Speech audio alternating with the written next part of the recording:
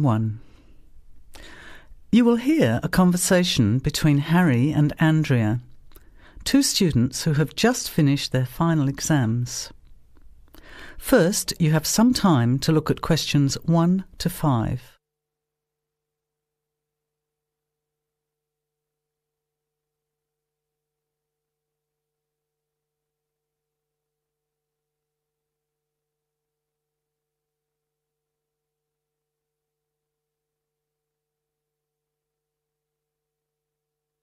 Notice that an example has been done for you. This time only, the conversation relating to the example will be played first. Hi Andrea, how are you feeling now that exams are over? It's fantastic to have finished, isn't it? And to sleep in every morning. What about you? The student is happy to have finished exams, so you circle B. Now, let's begin. Answer the questions as you listen. You will not hear the recording a second time. Listen carefully to the conversation and answer questions 1 to 5. Hi Andrea, how are you feeling now that exams are over? It's fantastic to have finished, isn't it? And to sleep in every morning. What about you? Well, I've been catching up on sleep too, but I've got a lot to do before I leave for England. Perhaps you could give me some advice.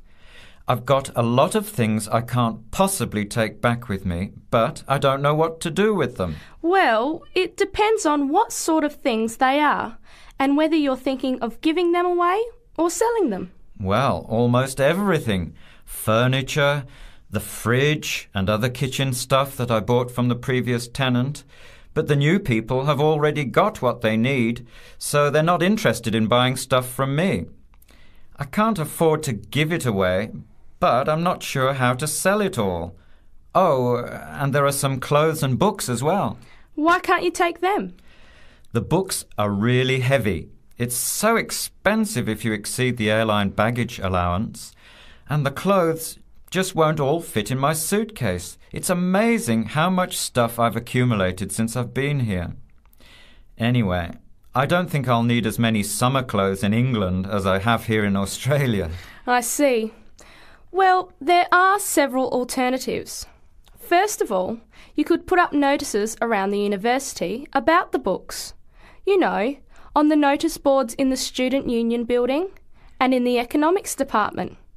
Anywhere second and third year students will see them. People are always keen to buy cheap textbooks. OK, what should I say on the notices? Just put the titles, authors and price you want, your name of course, and maybe put your phone number on those little tear-off tags. That's a good idea. And what about the furniture? You could try doing the same thing, but usually students are away all summer, so they don't want to buy furniture now. Another place to try might be a second-hand shop. Someone from the shop will usually come around and give you a free quote, and then you can decide. But you don't usually get much money for that sort of stuff. Before you hear the rest of the conversation, you have some time to look at questions 6 to 10.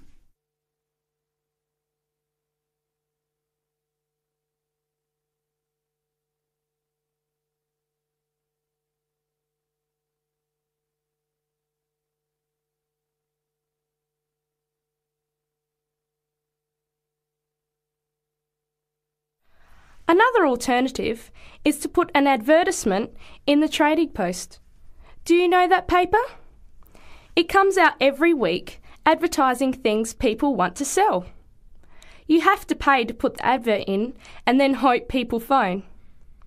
Give them as much information as possible, and if they're interested, invite them to come and have a look.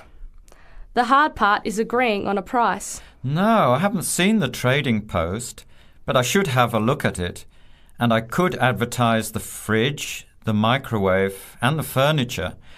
But the kitchen stuff isn't really that good. You know, old cutlery, a few pots and pans and some plates and things. What shall I do with them? Well, another option is to donate the kitchen things to a charity shop.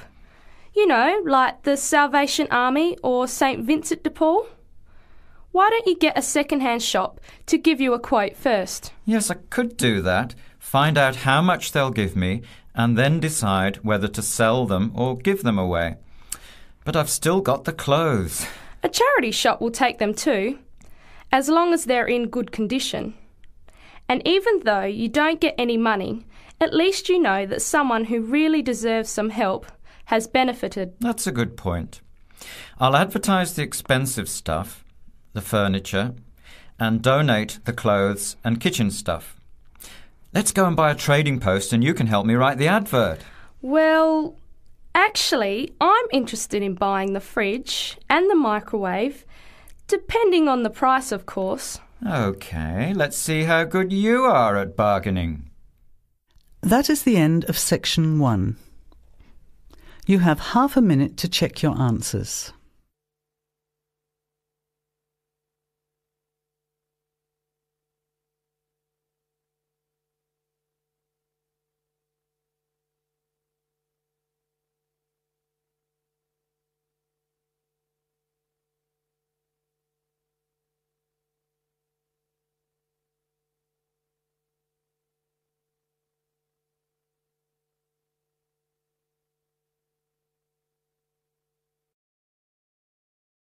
Now, turn to section 2.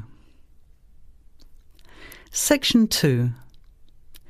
You will hear a phone conversation giving information about a health and fitness centre. Before you hear the talk, you have some time to look at questions 11 to 16.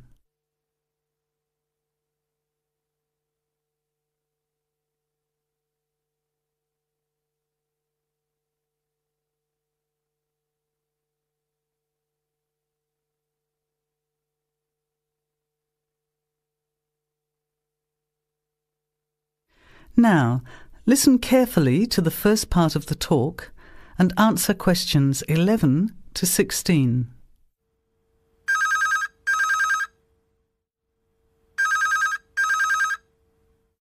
Hello? Hello, is that Miss Heidi Jones? Yes? Good morning, Miss Jones. I'd like to take a few minutes of your time to tell you about the Seven Oaks Health and Fitness Centre, which is in your suburb. Would that be convenient? OK. Well, the centre's not far from you. It's on the corner of Marion Street and Giles Street and has a large car park. It's open every day of the week, opening on weekdays at 6 a.m. and at 9 a.m. at the weekend. It closes at 9:30 p.m. Monday to Friday and on Saturday at 4 p.m. and Sunday at 2 p.m. We also have childcare Monday to Saturday from 9 in the morning until midday for a small extra charge, so you can leave your children in safe hands while you attend one of our classes, or perhaps have a swim, or if you just want to relax in the spa and sauna or steam room. Talking of classes, we have a very wide range which are designed to suit all different levels of fitness and individual needs. I mentioned the pool just now. Well, in addition to swimming laps or just relaxing, we also offer aqua aerobic classes, which are 45-minute classes that use the therapeutic effects of water. This provides a very safe and effective exercise and is suitable for all fitness levels, as well as being a lot of fun. Many people who haven't been exercising for a while start in the aqua classes, as do people who need to take care after hospital surgery, for example. These classes are very popular and are scheduled every weekday, Monday to Friday, and on Saturday afternoon and Sunday morning. Another very popular activity in the pool area is learning to swim, and these swimming classes are held at 4 p.m. every weekday and in the mornings at the weekend. By the way, they're open to both adults and children of any age. Before the talk continues, you have some time to look at questions 17 to 20.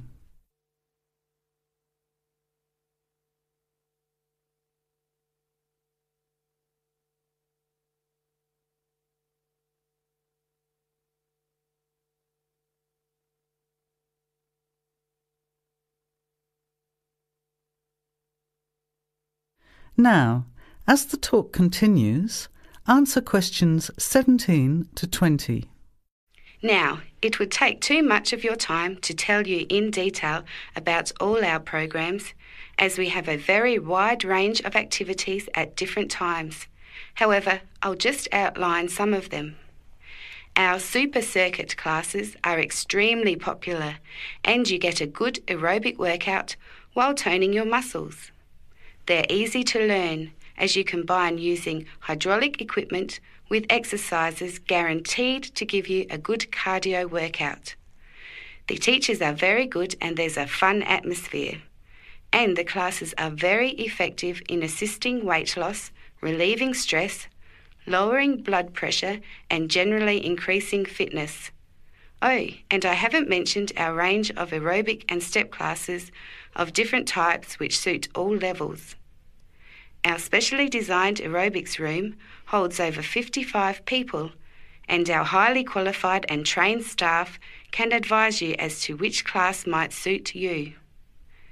We are inviting you to a free 1-week trial period when you can come and try any of the classes or activities before you make the decision to join. By the way, there is also a large and very well-equipped gym where we offer free fitness assessments, and you can have an individual program designed just for you. Also, the cardiovascular room has the latest range of machines which help you burn fat, increase your fitness, or just warm up. They're very popular, as you can forget all about the calorie burning by watching your favourite music videos on TV while you exercise. Right now, we have a very special new member joining fee offer, which allows 2 memberships for the price of 1, a real bargain. So if you can, bring along a friend who'd like to get fit as well in time for summer. Come along and try us out. You can meet the staff. Try out some of the classes for a week, absolutely free. And then, if you like us, sign up for only $110 each for 6 months. Thanks for taking the time to learn about the centre, and I hope we'll see you there soon, Heidi. I'll put one of our brochures in the mail for you right now. Bye for now. That is the end of section 2. You have half a minute to check your answers.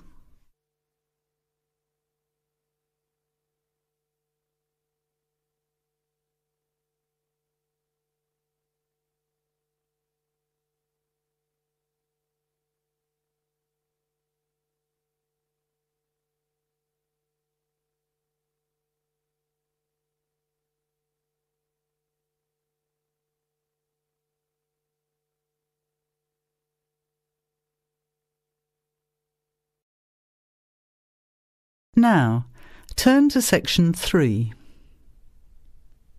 Section 3. You will hear 2 business studies students, Evelyn and Mark, preparing for a seminar presentation. Before you hear the conversation, you have some time to look at questions 21 to 25.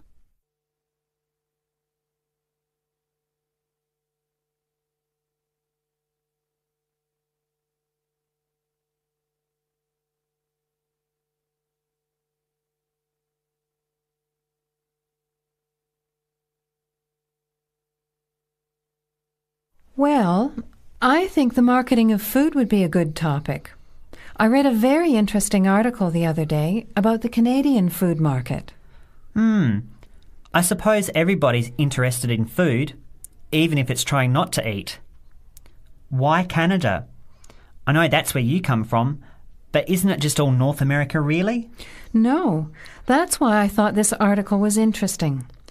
Although lots of U.S. companies are well established in Canada, and vice versa, there are still subtle differences between the 2 markets. It says here, the Canadian market is definitely not a northern clone of the U.S. I like that. And it says that if you understand these differences, it can have a big impact on successful food marketing. So I know that Canada has a big French-speaking population in Quebec, Is this what they're referring to? Not only French and English speakers, there are many different ethnic groups in Canada. It's really quite multicultural. For example, Toronto has large Asian and Italian populations, and Vancouver's got a large Asian population too. And because Canada's population is small, these groups make quite an impact, introducing new styles of cooking.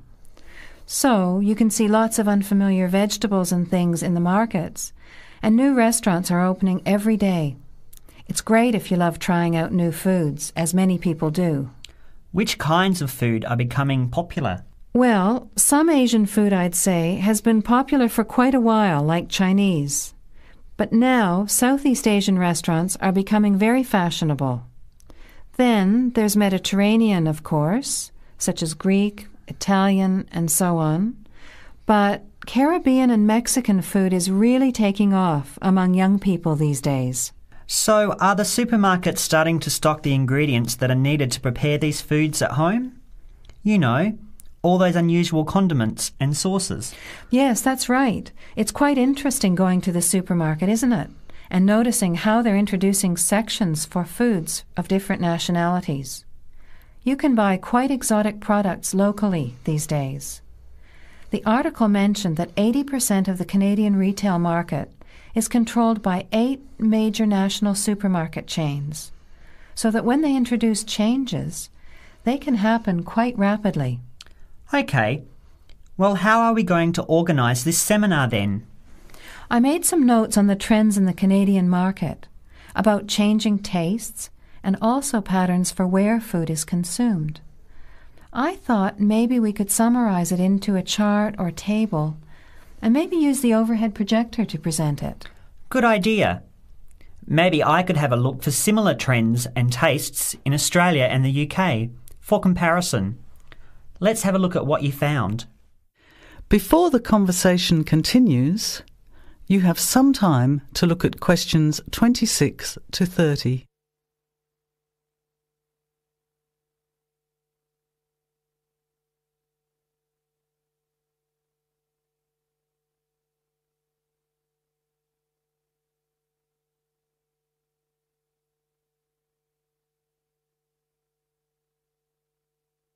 Now, as the conversation continues, answer questions 26 to 30. The most significant trend, it seemed to me, was that Canadians are definitely interested in healthy food. For example, did you know that salads are the third most commonly eaten food in Canadian restaurants? Really? What about organic food then? Is that becoming more popular? Yes, it's definitely moving into the mainstream compared to a few years ago. And a recent survey showed that 4 out of 5 shoppers said that they check the fat and nutritional information on the packet when they're deciding what to buy. What other trends did you find out? There's one change I noticed straight away when I was home last year in the meat department.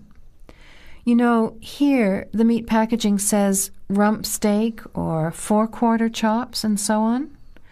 Well, they discovered that most consumers these days didn't know what to do with these roasts and rounds and ribs. So the government approved a new naming system for cuts of meat, which is related to the required cooking technique. What a good idea. I've never really understood the difference between sirloin, rump, round and all those names. So how many new categories are there? 8. There are 3 kinds of steak, for grilling, for marinating, and for simmering. And then there's what they call quick-serve beef, for stir-fries, I suppose. And premium oven roast, pot roast, and stewing beef. It's a great idea, isn't it? I hope it catches on here. I agree. Any other trends that you thought were significant? Well, what's really interesting is what the article called mobile meals. In other words, more and more Canadians are eating meals away from home, but not just eating more junk food. They're projecting a 40% increase in snack food sales over the next 3 years, and the growth is coming from healthy snacks. You know, the ones that have less cholesterol and fat, such as muesli bars, health food bars, and those types of products. Apparently, in the food marketing jargon, they're called nutritious portable foods, which means healthy snacks. The other major trend is that young people are doing more of the food shopping these days, so marketing has to be aimed more at them, as well as more conventionally at the mother. Thanks, Evelyn.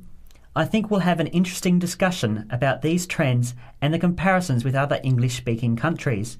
I'll see if I can get some information about them to compare with yours, and meet you on Friday to put it together. See you then. Bye. That is the end of section 3. You have half a minute to check your answers.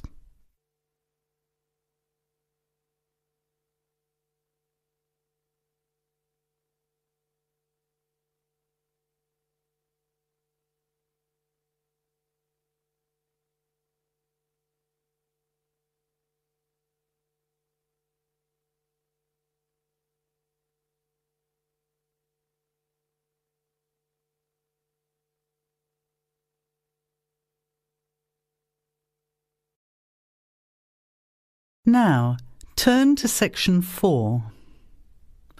Section 4. You will hear a talk given by Dr. Miranda James. First, you have some time to look at questions 31 to 35.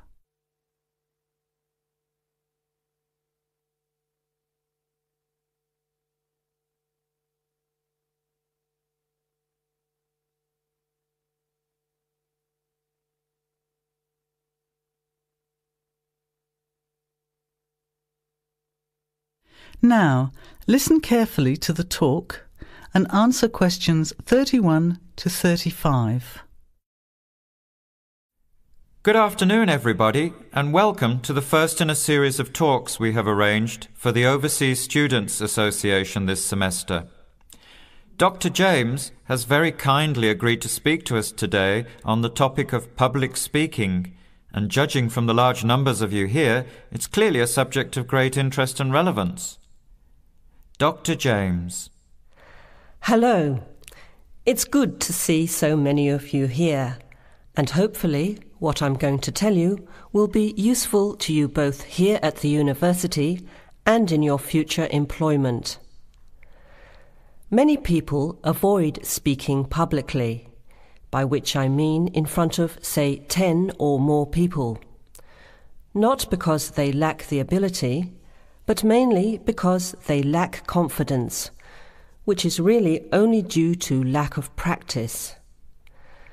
Today, as a consequence of the influence of television, audiences expect speakers to be relatively brief and to the point, in addition to being well-informed and interesting or entertaining.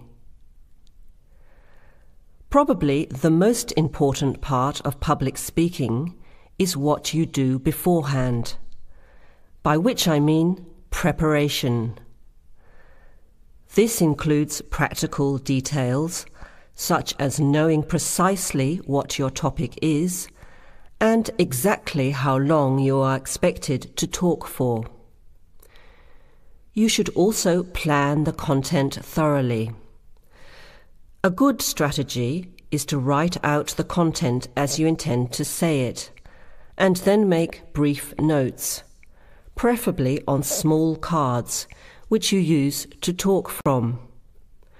This way you sound more natural. You incorporate pauses while you look at your notes, and you can then look at your audience while you are speaking. Never read your speech without looking at the audience. Eye contact is a very important part of communicating with an audience.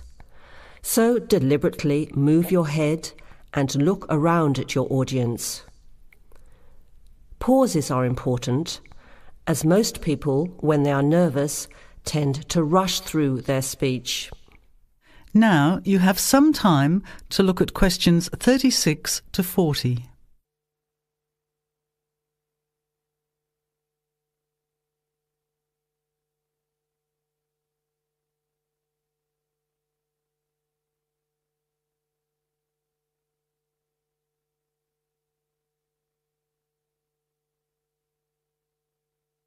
Now listen and answer questions 36 to 40. Practice speaking slowly. This gives you more time to pronounce your words correctly. It's always easier for your audience to listen to someone whose speaking is clear and calmly paced, so that they can understand the ideas being explained. And the bigger the group, the more slowly you should speak.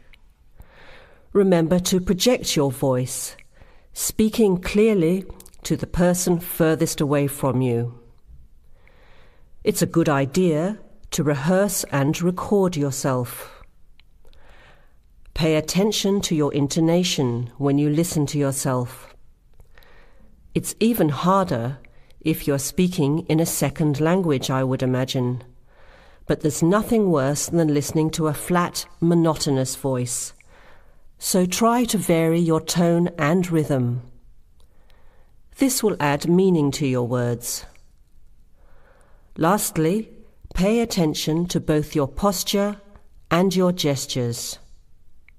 A confident person stands or sits in a small group with their head up, chin out, and shoulders back. Try to avoid scratching or fiddling with your hair or beard, or pens, jewellery, and so on. These movements can distract and irritate your audience. Yet you may be unaware of them yourself. Another reason for rehearsing, preferably with feedback from a friend, or better still, on video. I hope these few tips will make your experience of speaking in public a little easier. Remember, practice makes perfect. That is the end of section 4. You now have half a minute to check your answers.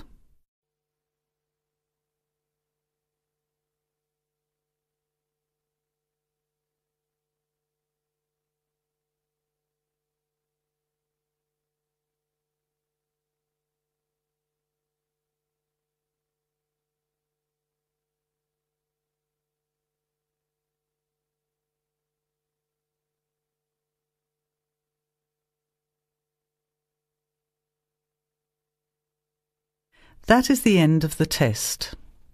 Now, check your score, but before you go on to the next listening test, don't forget to look at the section in the book on how to improve your vocabulary and listening skills.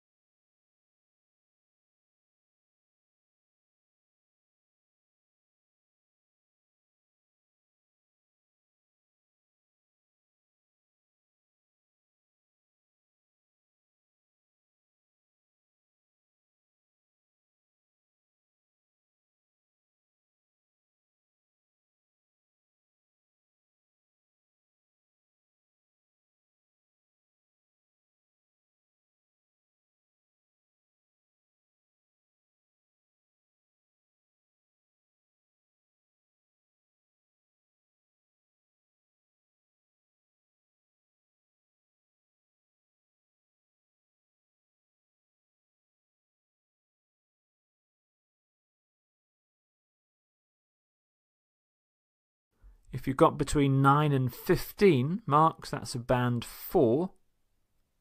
For band 5, you need between 16 and 22. Band 6, between 23 and 29. Band 7, 30 to 34. Band 8, 35 to 38. And if you got 39 or 40, you will get a band 9. So thanks for doing the tests. I hope you did well. And please don't forget to share and like this video. And if you want to get more videos like this, please subscribe to the channel.